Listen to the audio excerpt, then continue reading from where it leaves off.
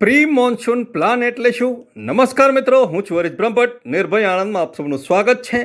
15 દિવસ બાદ વરસાદ શરૂ થશે ત્યારે અહીં વસવાટ કરતા કરમસદ આણંદ મહાનગરપાલિકાના ડોર ટુ ડોર કચરાના કામદારોની દયાજનક પરિસ્થિતિ ઊભી થાય તો નવાય નહીં. પાણી આવ્યા બાદ જ પાળ બાંધવા ટેવાઈ ગયેલા મનપાના વહીવટદારો ઓફિસરોની આંખો ખુલશે કે આટલા બધા પરિવારોને કેવી રીતના ધોધમાર વરસાદમાં વ્યવસ્થિત રીતે રાખવા.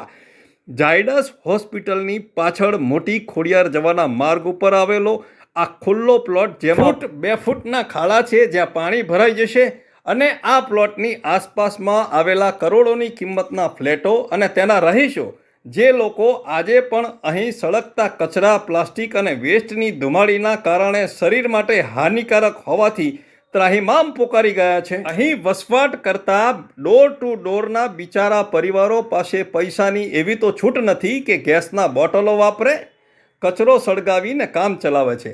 જે લોકો એક જ વરસાદ બાદ અહીં થનારા કીચડ, ગંદકી વગેરેની દુર્ગંધથી ત્રસ્ત બની જશે ત્યારે જે પરિસ્થિતિ ઉપસ્થિત થશે તેનો અંદાજો કદાચ સાહેબોને તો નહીં હોય, પરંતુ પરિસ્થિતિ ગંભીર અને દયાજનક બની જશે અને ચાલુ વરસાદમાં કોઈ નિરાકરણ કાઢવું શક્ય નહીં બને.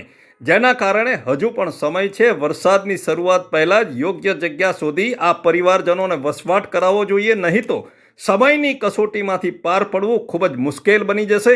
આપનો હરીશ બ્રહ્મભટ્ટ. વંદે માતરમ. ભારત માતા કી જય.